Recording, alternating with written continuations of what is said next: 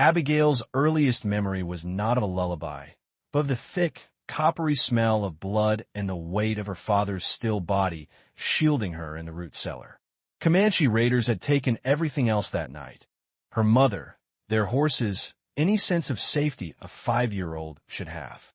She learned then that the world was not kind, and that survival was a quiet, lonely game. 20 years later, that lesson was the only thing that kept her feet planted on the porch of her own home as the dust cloud on the horizon resolved into 6 riders. They moved with a purpose that chilled her blood, not meandering like travelers, but cutting a direct, hungry line toward their small ranch. She called out a warning to her husband, Ben, her voice tight. He emerged from the barn, wiping his hands on a rag, his smile fading as he saw them. Her mother, Eleanor, and younger sister, Clara, came to the doorway, their faces etched with a shared dread. The riders fanned out, a semicircle of worn leather and cold eyes, cutting off any hope of flight. The man at the front was tall, with a stillness about him that was more frightening than any bluster. This was Silas Bragg. He didn't speak at first, his gaze sweeping over the property, the women finally settling on Ben.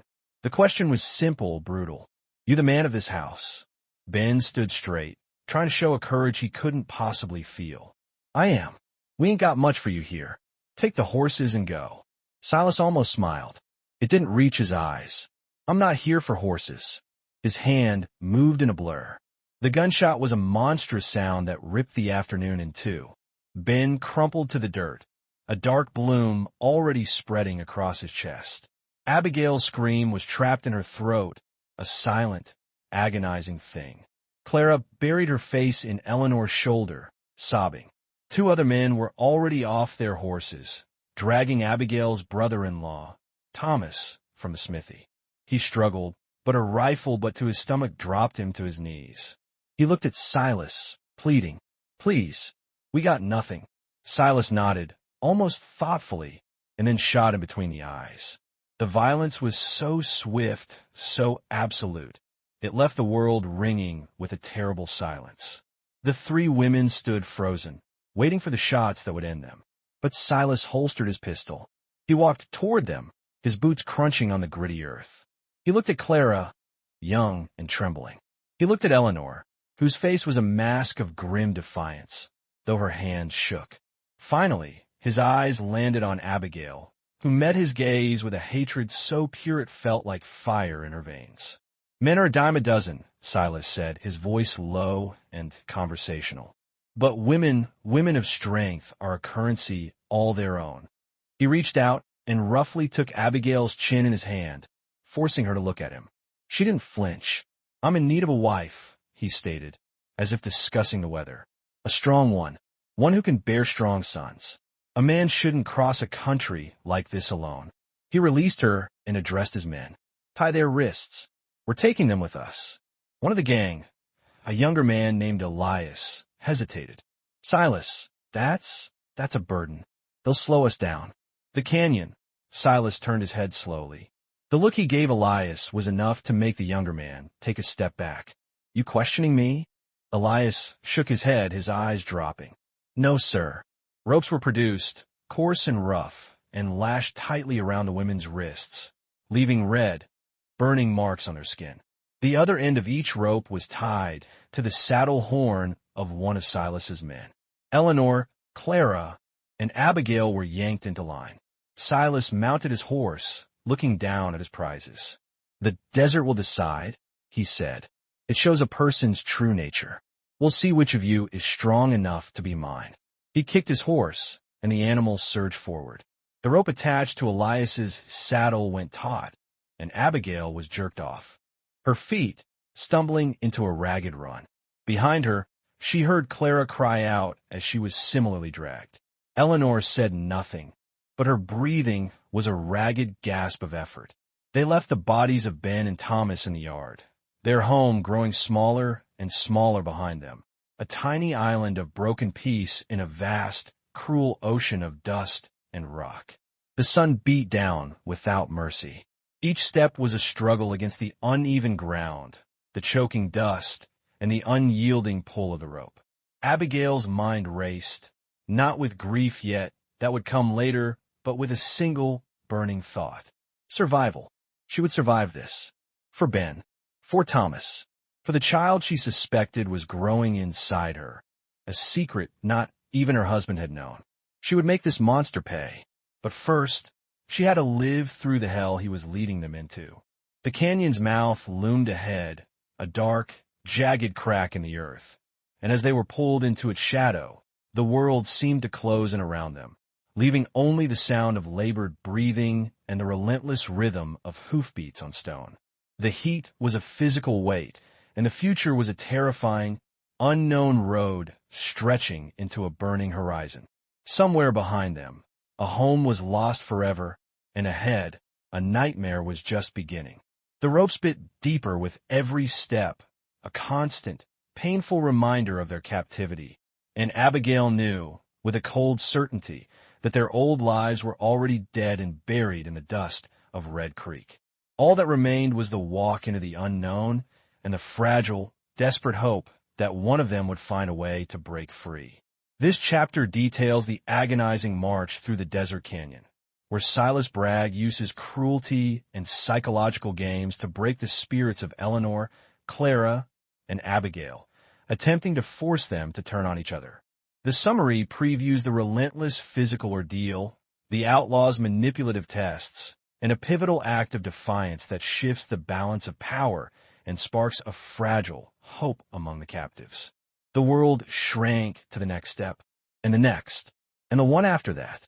Abigail's entire existence was the searing heat of the sun on her neck, the coarse rope burning the raw flesh of her wrist, and the relentless, dry thirst that coated her throat in dust. Her boots, meant for farm chores, were falling apart on the sharp rocks. Each ragged breath she took was a small victory.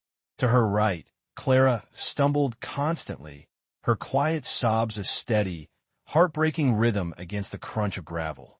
Their captors offered no water, no rest.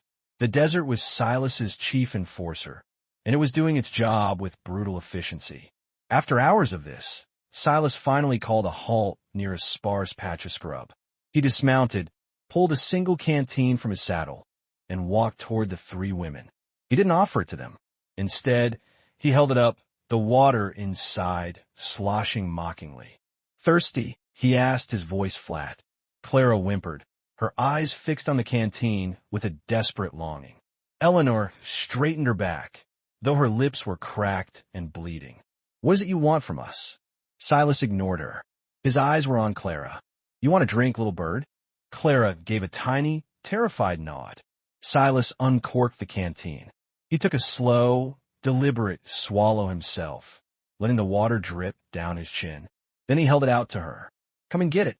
Clara took a hesitant step forward, but the rope around her wrist, held taut by the outlaw Elias, stopped her. She looked from the canteen to the rope, confused and desperate. Silas smiled. It was a cold, empty thing. "Tell him to let you go," Silas said softly. "Tell Elias he's a fool for holding you. Just say the words. That's all. Then you can drink." Clara's eyes widened in horror.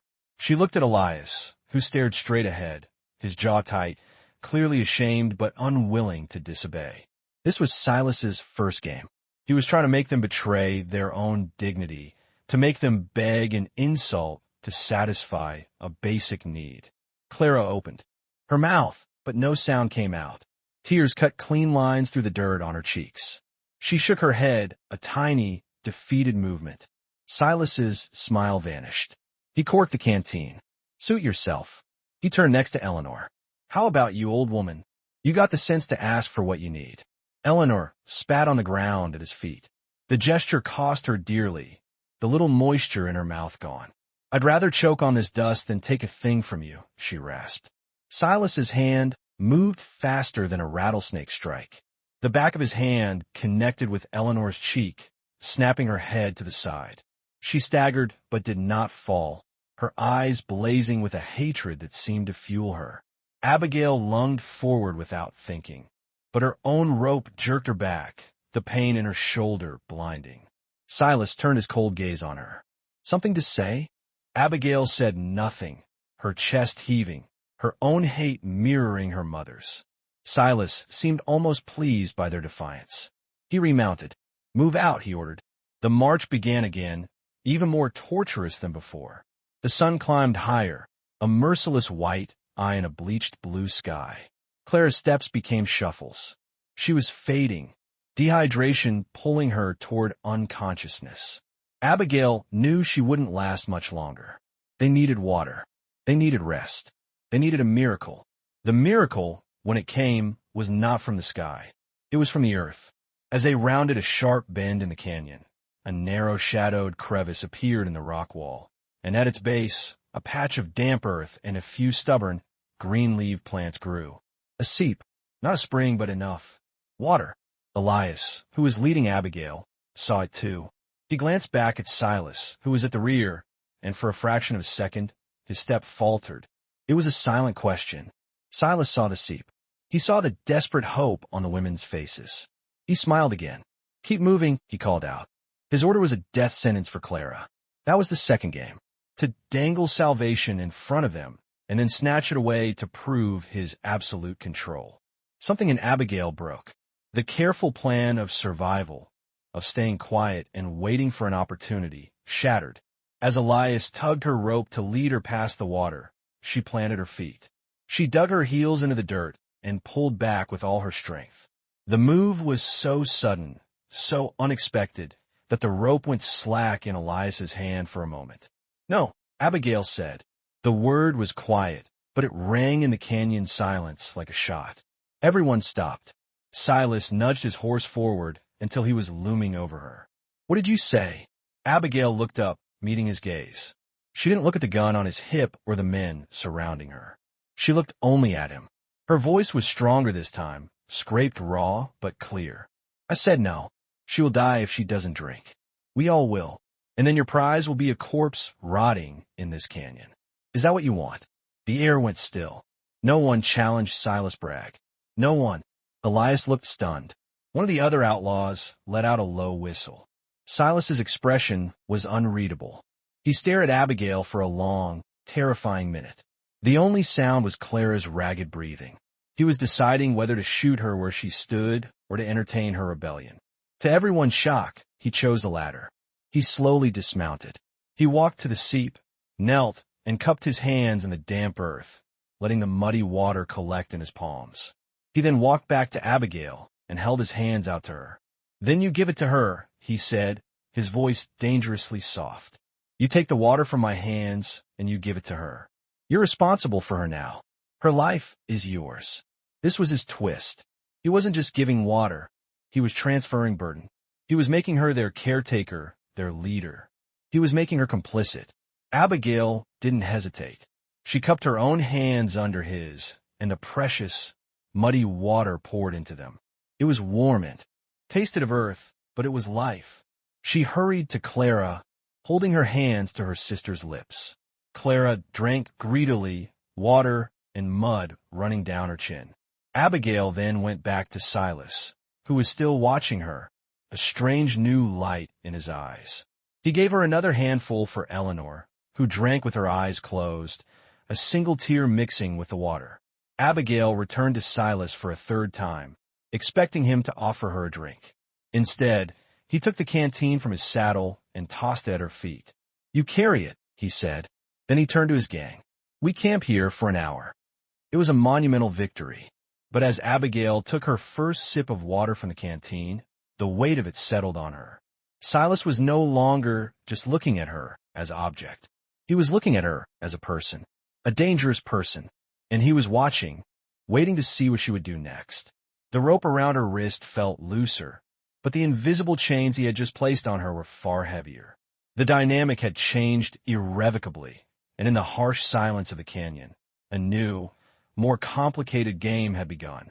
This chapter follows the group as a sudden, violent storm forces them to seek shelter in a deep, ancient cave covered in Apache petroglyphs, a place that fills the superstitious outlaws with palpable dread. Inside, the oppressive silence and haunting atmosphere work on Silas Bragg's mind, stirring ghosts from his own past and creating cracks in his armor of cruelty. while the women watched this transformation in wary disbelief, understanding that the terrain they are crossing is now psychological as well as physical. Silas Bragg's first memory was not of a person, but of a sound, the wet, ragged cough of his father dying from lead poisoning in a dusty mining shack. There had been no doctor, no medicine, just a 12-year-old boy watching the strongest man he knew turn gray and fade away, leaving behind only a rusted pistol and a lesson that the world took what it wanted and offered nothing in return. He had learned to become the taker, because being anything else meant being the one who was taken from. That lesson had built the man, now riding ahead of them, a man of granite and ice. But even granite could be worn down by a constant drip of water. The storm hit with the sudden fury of the high desert. One moment the sky was a clear, hard blue. The next, it was a bruised purple, and a wall of wind-driven rain and hail was screaming down the canyon. It was not a life-giving rain. It was a violent assault. The horses spooked, and the men cursed, pulling bandanas up over their faces as stinging hail lashed at them. They needed shelter, and they needed it now. It was the youngest outlaw, Elias, who spotted it. He pointed a trembling finger toward the canyon wall. There, a cave. The opening was a dark, jagged mouth in the stone, wide and deep. As they drew closer, details emerged. The entrance was not natural. It had been widened by tools, and covering the stone around it were carvings. Spirals, stick-figure men with bows, antelope, and handprints. Apache glyphs. The other outlaws, men named Curly and Boone, pulled their horses up short, their superstitious fear outweighing their fear of the storm. That's a spirit place, Silas, Boone said, making a sign against evil. Ain't right to go in there. We should just ride on. Silas looked from the terrified faces of his men to the punishing storm. His eyes then fell on Clara, who was shaking violently, her clothes already soaked through. He made a decision. We go in, he commanded, his voice leaving no room for argument. If there are ghosts in there, they're less trouble than this storm. He dismounted and led the way inside, dragging a trembling Clara behind him. The others followed reluctantly. The cave was vast and deep, swallowing the sound of the storm until it was a distant murmur. The air was cool and still, heavy with the smell of old smoke and dry earth. Light from the storm outside illuminated the first dozen yards, revealing that the entire cavern was a gallery of ancient art. The walls were covered in paintings and carvings, stories of hunts and battles from 100 years ago. It felt like a church, but older. It felt watched. The outlaws huddled near the entrance, refusing to go deeper. They built a small, smoky fire, its light dancing on the painted walls and making the figures seem to move. Silas, however, seemed strangely captivated. He untied the women's ropes from the saddles and secured them to a heavy rock, giving them enough length to sit but not to run. Then he did something extraordinary. He took a burning branch from the fire and walked slowly deeper into the cave, holding the torch aloft to see the stories on the stone. Abigail watched him go, her hatred a cold stone in her stomach. But as she watched, she saw his posture change. The usual swagger was gone. His shoulders slumped. He stopped before a particular painting, one that showed a family, a man, a woman, a child, standing together. He stood there for a long time, perfectly still, the torch flickering in his hand. Back at the fire, the outlaws grew more nervous. A strong gust of wind howled at the cave's entrance, and the sound twisted and echoed as it traveled deep into the cavern, emerging as a low, mournful wail that sounded like a woman crying. Curly crossed himself. I told you, he whispered. This place is haunted. The sound seemed to get to Silas. He turned from the wall, and his face, in the torchlight, was different. The horror mask was gone. He looked tired. He looked old. He looked haunted. He walked back toward the fire, his steps slower. His eyes scanned the cave, seeing the ancient art, feeling the weight of centuries pressing down on him. He stopped near the women, his gaze falling on Eleanor, who was silently comforting Clara. My mother, he began, and then stopped, as if surprised the words had left his mouth. He shook his head, trying to clear it. But the dam had cracked. He looked at Abigail, and for the first time, There was no cruelty in his eyes, only a deep, unsettling confusion. "She had hair like yours," he said quietly, almost to himself. "She died in a storm. Couldn't get a doctor. Pa said it was just the way of things." This was the twist. The ghost in the stone wasn't an Apache spirit. It was the ghost of his own humanity, stirred from its long sleep by this sacred place and the memory of his own loss. The invincible outlaw was suddenly, terrifyingly, just a man. A wounded one. He looked at the three of them, truly seeing them not as prizes, but as women, a mother, a sister, a daughter. He saw their fear, their loyalty to each other, and he saw the reflection of the family on the wall. His hand went to the pistol on his hip, not to draw it, but as if to reassure himself it was still there. The gesture was unsure. The certainty that had defined him was crumbling. He turned away from them and walked back to the fire, sitting apart from his men, staring into the flames, lost in thoughts he clearly did not want to be having. The women were silent, huddled together. Eleanor squeezed Abigail's hand. The message was clear. Something had changed. The balance of power had shifted not through force, but through a crack in their captor's soul. The cave was doing its work. The storm outside raged on, but inside, a different, quieter tempest was brewing within Silas Bragg. And for the first time, Abigail felt a new emotion cutting through her hatred, a dangerous, fragile sliver of hope. He was not a monster. He was a man, and men could be broken. As the strange, heavy silence stretched on, she wondered which one of them was truly the prisoner here, and which one was finally becoming free. The cave held its breath, waiting to see what would emerge from the darkness when the dawn finally came. This chapter brings the story to its climax as Silas Bragg's fractured group is ambushed by a ruthless rival gang, led by the vicious Cutter, forcing Silas into a temporary, desperate alliance with the women he wants captive. Cornered at the edge of a thunderous waterfall with no escape, Silas is confronted with a final, defining choice that will determine not just his fate, but the fate of the women, forcing him to choose between the man he was and the man he might yet become in a violent, sacrificial resolution. The storm had washed the world clean, but it had also left a trail. The mud was deep, and the rising sun caught the fresh tracks leading from the Apache cave like a painted sign for anyone to follow. And someone had. They had ridden for less than an hour when Silas pulled his horse up sharp, his head cocked. The canyon was too quiet. The birds had stopped singing. He turned in his saddle, his eyes scanning the high ridges. That's when he saw them. 6 riders, silhouetted against the skyline. They weren't his men. A shot rang out, cracking against the stone next to Silas's head. A second shot took the outlaw, named Curly, straight out of his saddle. He hit the ground and didn't move. Ambush! Boone yelled, fumbling for his rifle. Chaos erupted. The canyon echoed with gunfire.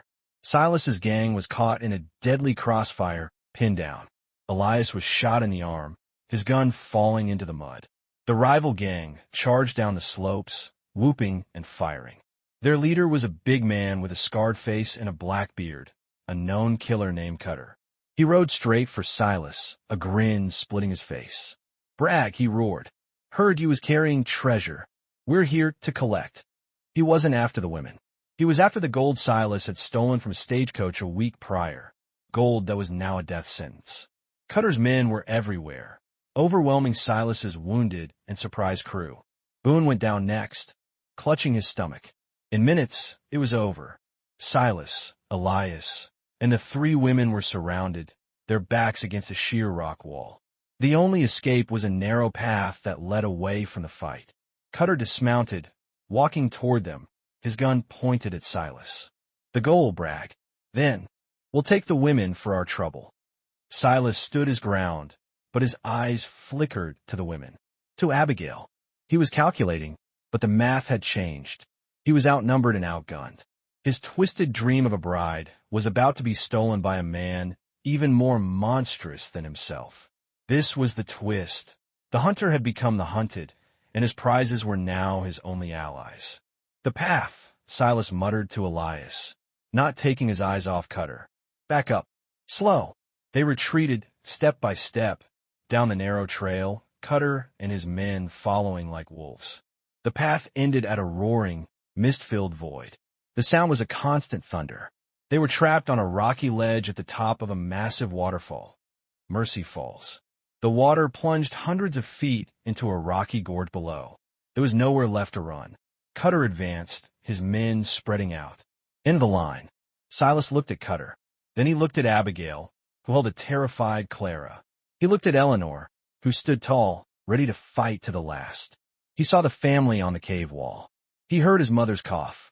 He saw the choice he'd never had until this very second. The choice to be something other than what the world had made him. Cutter raised his gun to shoot Silas. In that frozen moment, Silas made his decision. He didn't go for his own gun. Instead, he shouted to Abigail. The canteen. Now, confused, Abigail threw him the heavy, full canteen. Silas caught it and, in one fluid motion, hurled it straight at Cutter's face. Cutter flinched, firing his gun wild into the air. The distraction was all Silas needed. He drew his pistol and fired twice, hitting two of Cutter's men. Elias. The women. Get behind me, he yelled. It was a stunning reversal. Silas Bragg was protecting them. A fierce gunfight erupted on the narrow ledge. Elias, wounded, fought beside him. Silas was a demon, firing, moving, a force of nature. But Cutter had more men. A bullet grazed Silas's shoulder. Another hit his leg. He stumbled, going down on one knee. Cutter laughed, advancing for the kill. Should have just given me the gold, Bragg. From the ground, Silas looked up. His eyes met Abigail's. He gave a tiny, almost imperceptible nod toward the roaring waterfall. A silent message. An insane plan. Then he looked back at Cutter. You want it? Silas growled, a trickle of blood running from his mouth. Come and get it. As Cutter lunged forward, Silas used his last strength to kick out at the man's legs.